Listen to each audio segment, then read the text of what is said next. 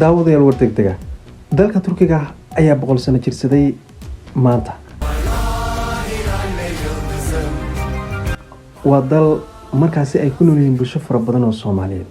dalka wuxuu soo maraday marxalado kala duwan, taariikho kala duwan iyo sidoo kale xaaladiisu waqtiyo ay ahayd mid naarnaara. balse warbixin kooban ayaan ku eegi doonaa dalka Turkiga oo 100 sano jirsaday. Jamhuuriyadda Turkiga ayaa 100 sano jirsatay, taa oo looga dabaaldegayo guud ahaan dalka Turkiga magaalooyinkiisa ugu waaweyn.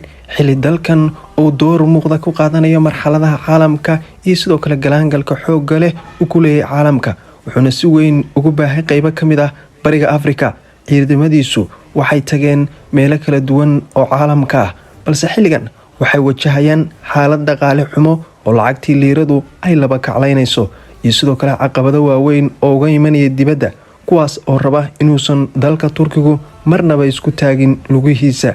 balse taas way ka diideen madaxda Turkiga iyo sidoo kale shacabkooduba. haddaba Turkigu oo 100 sano jirsaday waa mid xoogan oo intii hore ka xoog badnaanaya.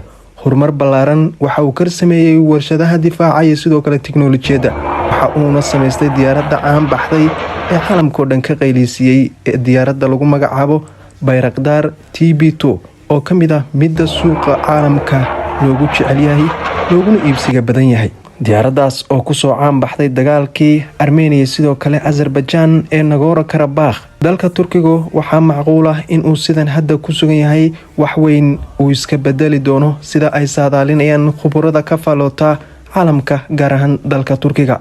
madaxweynaha dalka Turkiga oo isagoo wadankiisu 100 sano jirsaday xilka weli haya dhawaana ku guuleystay markiisii labaad. madaxweynaha dalka Turkiga mudane Recep Tayyip Erdogan oo la filayo inuu 5 sano ee soo socota dalka Turkiga ka dhiga mid la tartama wadamada reer galbeedka. daawadayaal warbixintan wax weyn baad ka fahamteen baan jecelahay. dalkeeni Soomaaliya gaar ahaan magaalada Muqdisho maanta oo ku beegnayd 100 sano guurada Jamhuuriyadda dalka Turkiga ayaa waxaa laga furay magaalada Muqdisho caasimadda dalkeena Soomaaliya bangiga caalamiga ah ee Siraacad Bank.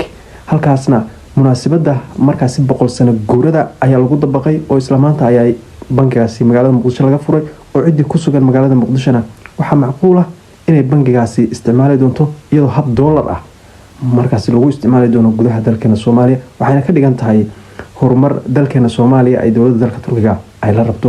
walow xiriirka Soomaaliya iyo sidoo kale dowladda dalka Turkiga uu wanaagsan yahay, balse waxaa jira midka shacabka ah oo dadka Soomaalidu markay dalka Turkiga yimaadeen siyaabo kala duwan ay u naceen una laabteen meelihii ay ka kala yimaadeen, qaybna ay Yurub galeen. daawadayaal muuqaalkan sii sheergareeya.